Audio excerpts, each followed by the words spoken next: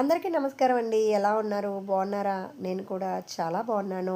ఈ వీడియోలో శ్రావణ మాసంలో బంగారం కొనవచ్చా? బంగారం కొనకూడదా? వరలక్ష్మి వ్రతానికి లక్ష్మీ కాసులు కానీ, బంగారం కానీ తప్పకుండా కొనాలా? కొనలేని వాళ్ళు ఏం చేయాలి? కొనాలంటే ఏ పూజలు చేసుకోవాలి అనేవి కూడా చెప్తాను. అసలు బంగారం కొనాల్సిన అవసరం ఏంటో కూడా ఈ వీడియోలో షేర్ చేస్తాను. అంతకంటే ముందు మన ఛానల్ ఎవరైనా ఫస్ట్ టైం చూస్తున్న వాళ్ళు ఛానల్ సబ్స్క్రైబ్ చేసుకోండి. వీడియోకి ఒక లైక్ ఇచ్చేసేయండి. ముందుగా ఇంకా వీడియోలోకి వెళ్ళిపోతాం. మనకున్న మాసాల్లోకి అన్ని మాసాలు ముఖ్యమైనవేనండి. కానీ శ్రావణ మాసానికి ఉన్న విశిష్టత చాలా గొప్పది. ఎందుకంటే శ్రావణ మాసంలో శ్రీ మహాలక్ష్మి తల్లి వరలక్ష్మి రూపంలో మనకు వరాల జల్లు కురిపిస్తుంది. కాబట్టి ప్రతి ఒక్కరు కూడా శ్రావణ మాసంలో వరలక్ష్మి వ్రతం ఆచరిస్తూ ఉంటారు. శ్రావణ మాసంలో పౌర్ణమికి ముందు వచ్చే శుక్రవారాన్ని మనం శ్రావణ శుక్రవారంగా పిలుస్తారు. ఈ రోజున వరలక్ష్మి వ్రతం చేస్తుంటారు.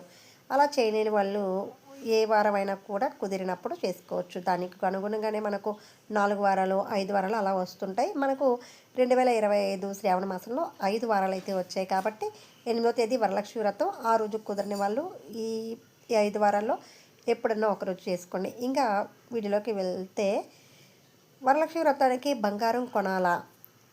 కొనలేని వాళ్ళు ఏం చేయాలి? బంగారం ఖచ్చితంగా కొనాలా అంటే కొనాలండి. ఎందుకు చెప్తున్నానంటే శ్రావణ మాసంలో బంగారం కొనాలా అంటే మనం కేజీలు బంగారం కొనలేమండి. ఒక్కొక్క గ్రాము కానివ్వండి, అరగ్రాము కానివ్వండి, ఇలా కొంటూ వచ్చామంటే 10 సార్లు మనం ఇలా ఒక్కొక్క గ్రాము కొన్నానంటే 10 గ్రాముల బంగారం అవుతుంది. 10 గ్రాముల బంగారం మనం చూసుకుంటే ఎంత లేదన్నా కూడా చాలా రేట్ అవుతుంది. కాబట్టి కొన్ని సంవత్సరాలకి అది చాలా మనకు డబుల్ త్రిబుల్ అయ్యే అవకాశం ఉంది. కాబట్టి డబ్బులు ఉన్నవాళ్ళు లేని వాళ్ళు కూడా మిగిల్చుకొని ఎలాగోలా సేవ్ చేసుకొని కొనిపెట్టుకోండి. ఎందుకంటే గ్రాము కొనలేని వాళ్ళు అరగ్రాము కొనుక్కోండి, తప్పులేదు. అది కూడా మా దగ్గర లేదు అనుకునే వాళ్ళు ఆ శ్రీ మహాలక్ష్మి దగ్గర పూజ చేసుకొని మాకు ఆ స్తోమత ఇవ్వు తల్లి అని మనస్ఫూర్తిగా వేడుకొని ఆ రోజుకి పసుపు కొమ్ము, గాజులు, మంగళకర ద్రవ్యాలు ఏవన్నా కొనుక్కోవచ్చండి.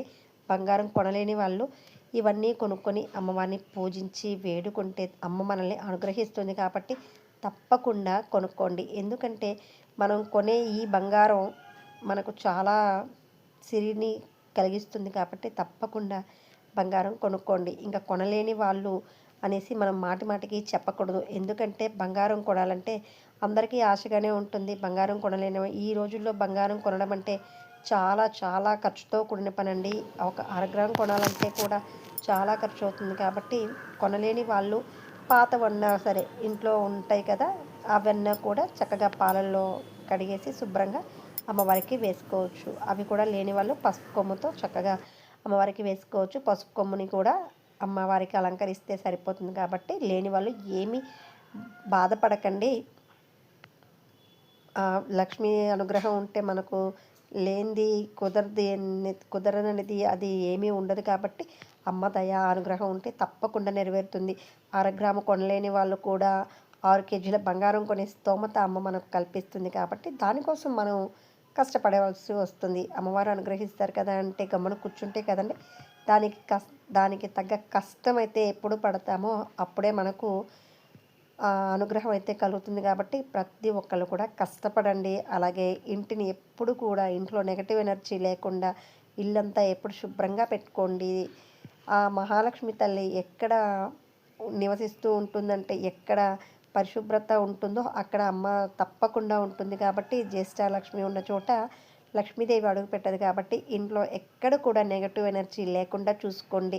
నెగటివ్ ఎనర్జీ ఉంది అంటే మీ ఇంట్లోకి శ్రీ మహాలక్ష్మి అడుగు పెట్టదు, పెట్టినా కూడా ఉండదు. ఒకవేళ ఉన్నా మనకు డబ్బులు వస్తున్నాయి. చాలామంది వాళ్ళ ఇల్లు దరిద్రంగా ఉందండి, అసలు బాగా పెట్టుకోరు, మురికిగా ఉంటుంది, అయినా కూడా వాళ్ళకి చాలా డబ్బులు ఉంటాయి, చాలా చాలా ఉంటాయి అనుకుంటారండి.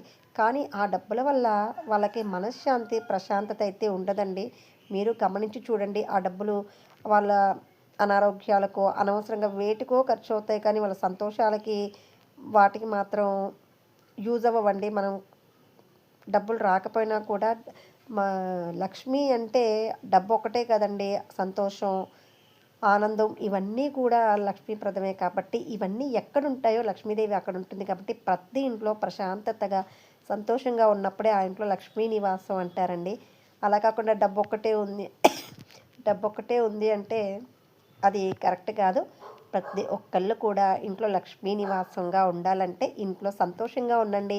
ఏ ఇంట్లో సంతోషం ఉంటుందంటే ఆడవాళ్ళు కంట తడి పెట్టని ఇల్లు సంతోషంగా ఉంటుందండి. ప్రతి ఒక్కదానికి విసుక్కోవడం, అరవడం ఇలాగా కాకుండా ఎప్పుడో ఒకసారి అరుస్తూ ఉంటారు. అది వేరే విషయం.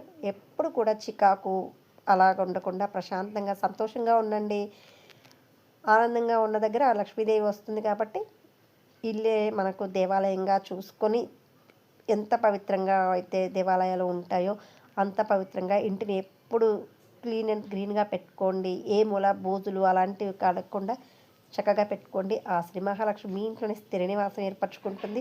బంగారం కొనలేని వాళ్ళు కూడా తప్పకుండా నెక్స్ట్ ఇయర్‌కంతా బంగారం కొనే స్తోమత ఆ శ్రీ మహాలక్ష్మి తల్లి వల్ల మనకు కలుగుతుంది కాబట్టి బంగారం కొనలేను అనే వాళ్ళకు కూడా బంగారం కొనుక్కునే స్తోమత వస్తుంది. తప్పకుండా ఇవన్నీ చేస్తూ రండి. ఎదుటి వాళ్ళు బాగుండాలని మనస్ఫూర్తిగా కోరుకోండి. ఆ భగవంతుడు మనల్ని కూడా బాగుండేటట్టు చూస్తాడు కాబట్టి ఇవన్నీ కూడా చేస్తూ వస్తుంటే శ్రీ మహాలక్ష్మి తల్లి అనుగ్రహం కలుగుతుంది. తప్పకుండా వరలక్ష్మి వ్రతానికి మీరు కూడా కాసులు కొంటారు. లక్ష్మి అనుగ్రహం కలుగుతుంది. ఈ వీడియో మీకు నచ్చింది అనుకుంటున్నాను.